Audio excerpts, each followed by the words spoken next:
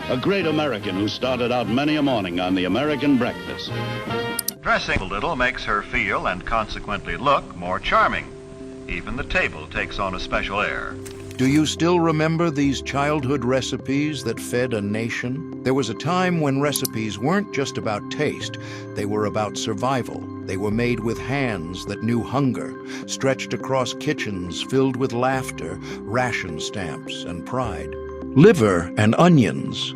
This became the ultimate kitchen battleground where proper technique could convert even the most stubborn skeptics. Step into 1966 and discover how proper preparation could transform one of the most divisive ingredients into something that even skeptics had to admit was delicious when cooked with respect and proper technique. Beef liver sliced thin, soaked in milk to remove any bitter flavors, then dredged in seasoned flour and seared quickly while sweet onions caramelized alongside until golden and fragrant.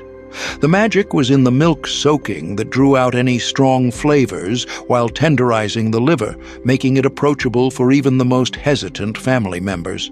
She'd slice the liver no thicker than half an inch, soak it in milk for at least 30 minutes, then pat it dry before dredging in flour seasoned with salt, pepper, and a touch of paprika. The genius was in the quick cooking that kept the liver tender and pink inside, while developing a beautiful crust that sealed in all the natural flavors. But liver and onions represented far more than a simple protein preparation. It was a weekly test of culinary diplomacy that could either unite or divide entire families. The dish carried the weight of nutritional necessity balanced against the challenge of palatability, requiring mothers to master both technique and psychology to successfully serve this powerhouse of nutrition to reluctant children and skeptical spouses. Beef and noodle ring. In the height of 1960s entertaining sophistication, this spectacular presentation turned ordinary hostesses into dinner party legends. Enter the ambitious kitchen of 1967, where hostesses discovered that molded foods could transform ordinary ingredients into centerpieces worthy of the finest restaurants and most sophisticated entertaining. Wide egg noodles mixed with ground beef, cream cheese, and seasonings pressed into a ring mold, then baked until set and unmolded to reveal a stunning presentation that looked like professional catering. The foundation began with understanding how to balance moisture and binding agents to create a mixture that would hold its shape while developing beautiful color and texture during baking. She'd cook the noodles just until tender, brown the beef, with onions until deeply flavored, then combine everything with cream cheese and beaten eggs that would bind the mixture together while adding richness and stability to the final product. But this dish represented something far more significant than mere presentation theatrics. It embodied the 1960s obsession with entertaining sophistication that transformed ordinary home cooks into performance artists. The ring mold wasn't just a cooking vessel, it was a stage prop that allowed hostesses to create drama and conversation around food in ways that elevated simple family dinners into memorable experiences worthy of discussion and admiration. The technique required understanding the science of protein coagulation and starch gelatinization, ensuring the eggs would set the mixture without becoming rubbery, while the noodles maintained their individual texture within the molded form. The cream cheese provided richness and helped bind everything together while adding a subtle, tangy flavor that complemented the beef without overwhelming it. Each component had to be perfectly balanced to create a mixture that would hold together structurally while remaining tender and flavorful. Baked chop suey. The final frontier of 1960s fusion cuisine brought takeout flavors to suburban casserole convenience. Walk into 1968 and discover how creative cooks brought the essence of takeout favorites to family dinner tables without requiring woks, special ingredients, or complicated stir-frying techniques that intimidated most home cooks. Ground beef browned with onions and celery, mixed with bean sprouts, water chestnuts and soy sauce, then topped with chow mein noodles and baked until crispy and golden. The magic was in the sauce combination that used ingredients available at any American grocery store to create flavors that reminded families of their favorite Chinese restaurant dishes.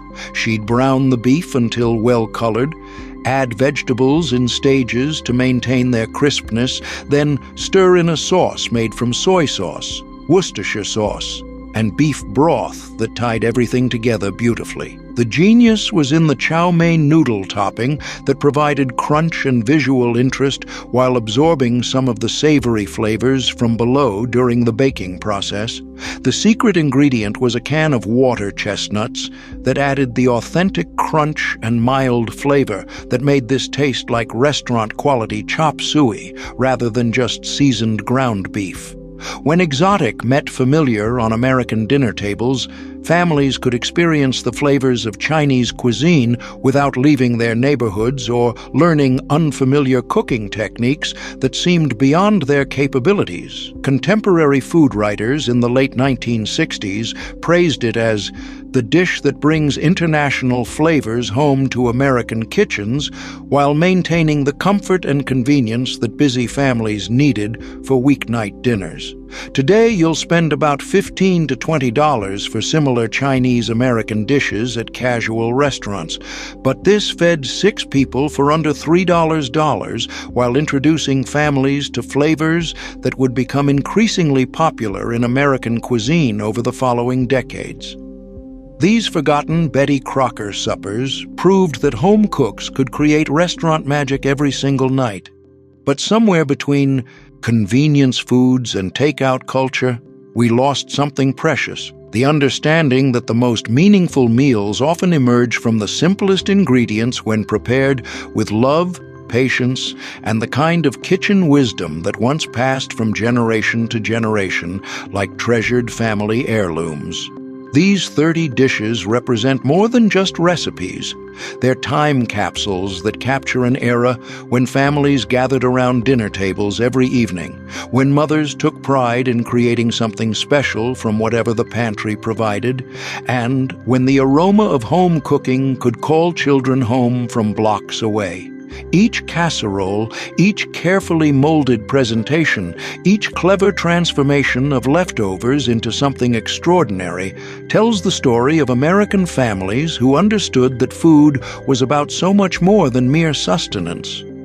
From the familiar comfort of tuna noodle casserole to the theatrical surprise of mock duck, these dishes bridged the gap between necessity and celebration, proving that creativity and technique could transform even the most humble ingredients into something worthy of praise and memory. They honored both tradition and innovation, combining old-world wisdom with new-world convenience in ways that made exotic flavors accessible while keeping family budgets intact. Perhaps most remarkably, these dishes taught entire generations that cooking wasn't about perfection, it was about possibility. A can of tuna could become elegant shrimp wiggle. Leftover beef could masquerade as expensive duck. Even the strangest combinations, like hot dogs and macaroni and cheese, could create memories that lasted lifetimes. They showed that resourcefulness was its own form of artistry, that making do with what you had wasn't settling for less, it was discovering more. These mothers and grandmothers understood something we've forgotten in our age of abundance: that limitation sparks innovation, that creativity flourishes when we work within boundaries rather than despite them.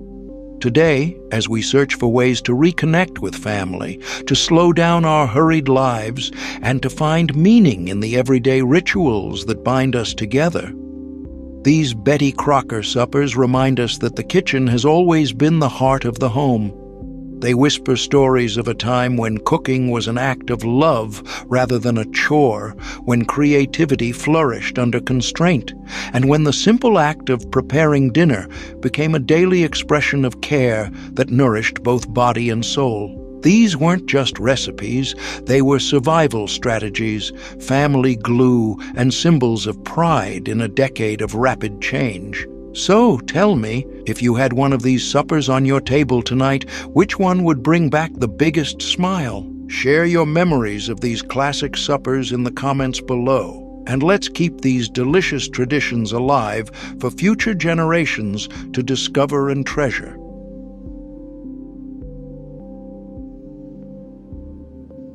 Each slice was like unwrapping a present, revealing those beautiful egg centers that made even children excited about eating their dinner. Today, you might find similar preparations at upscale comfort food restaurants for $18 to $22, but this fed 8 people for under $3 while creating memories that lasted long after the last bite was finished. Chicken croquettes. Society pages whispered about these golden gems that transformed humble leftovers into elegant dinner party stars. Picture 1963, when Betty Crocker's test kitchen perfected the art of transforming yesterday's roast chicken into golden, crispy croquettes that looked like they belonged in a fancy French restaurant. The secret started with finely minced chicken mixed with thick white sauce, seasoned with just a whisper of nutmeg and a generous pinch of fresh parsley from the garden. The magic was in the technique, shaping the mixture into perfect cylinders,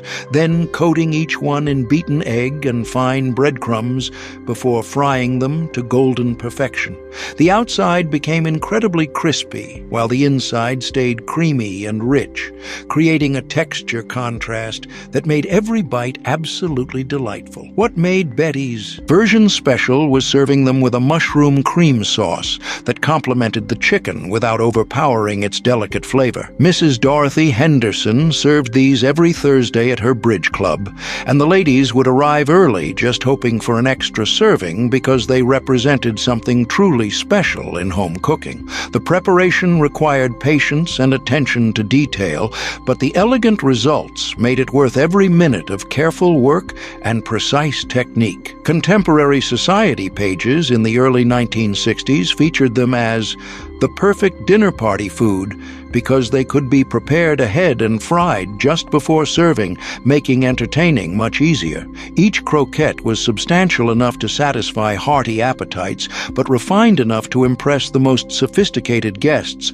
who expected restaurant-quality food. The technique required understanding how to balance moisture and seasoning in the chicken mixture, ensuring it held together during frying while remaining creamy inside. Today, you'll spend about $25 to $30 for similar chicken preparations at upscale restaurants, but this elegant dish fed 6 people for under $4 while creating an atmosphere of sophistication that made ordinary evenings extraordinarily special and memorable for everyone fortunate enough to be invited. Tamale pie. When Mexican border flavors met Midwest convenience, this cultural bridge satisfied both authenticity and accessibility. Walk into 1965 and discover how creative cooks brought the essence of tamales to family dinner tables without requiring the time-intensive masa preparation that intimidated most home cooks. Ground beef, seasoned with chili powder,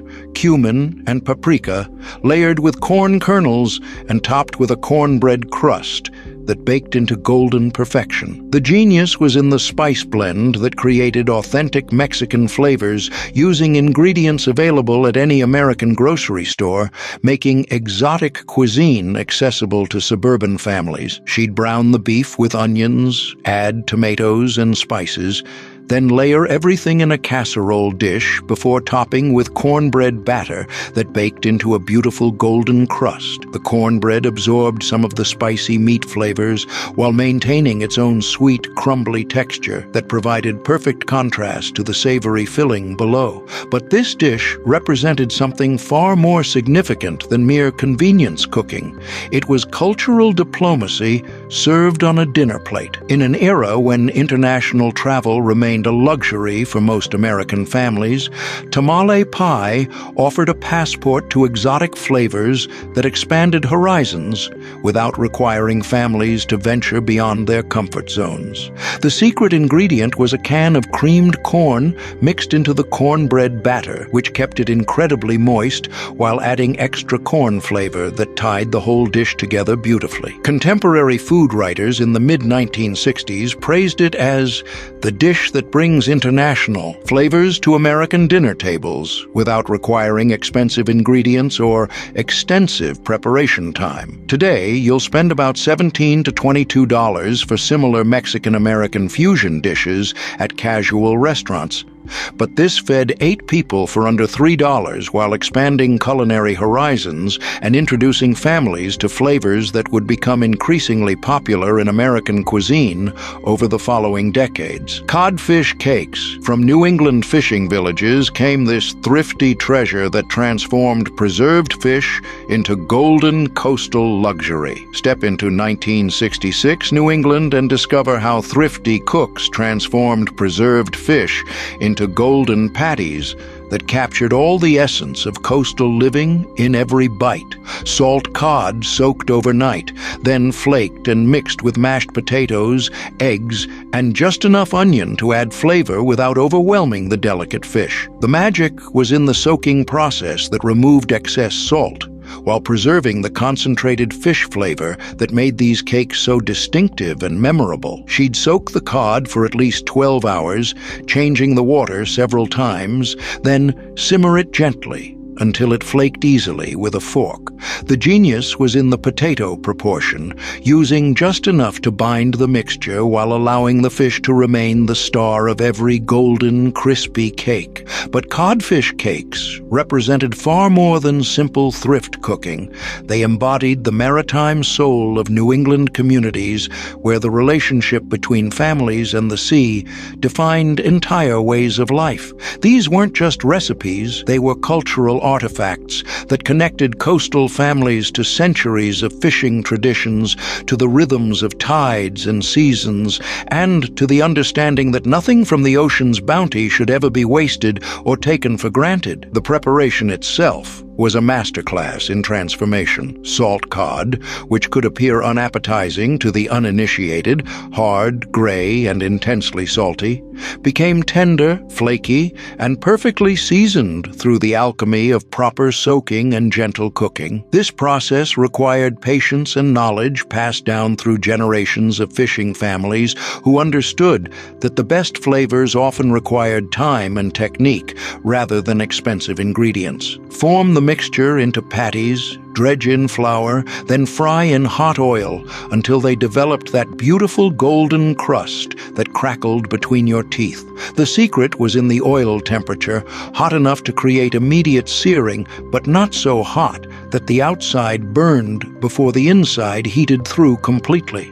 This technique created the perfect textural contrast that made each bite interesting. Crispy exterior giving way to tender, flaky interior that released concentrated ocean flavors with every chew. These maritime masterpieces could make preserved fish taste fresh and elegant when prepared with proper technique and attention to traditional methods. The tradition connected families to their maritime heritage while providing an economical way to serve protein that didn't require expensive fresh fish or complicated preparation. During harsh New England winters, when fresh fish became scarce and expensive, these cakes provided reliable nutrition that connected families to the sea's abundance even when storms kept boats in harbor. Contemporary food writers in the mid-1960s noted that these cakes prove that the simplest ingredients can create the most satisfying meals when treated with respect and proper technique. Today, you'll find similar preparations at New England seafood houses for $15 to $20, but these fed 6 people for under $2 while honoring traditions that connected coastal families to their cultural heritage and the bounty of the sea that sustained their communities for generations.